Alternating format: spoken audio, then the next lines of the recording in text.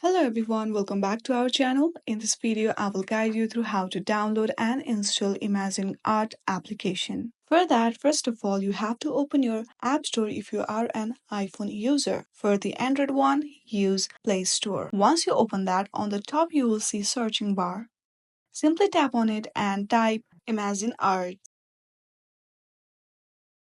Now, open the name labeled with ImagineArt AI Design and Editor. Before hitting on the Get button, make sure that it is the official one by checking its rating. Once you are sure, hit on the Get button to download the application. It may take some time to install depending upon your internet connection speed. Once it gets installed, there you will see Open button. Simply hit on that to open the application. And that's it.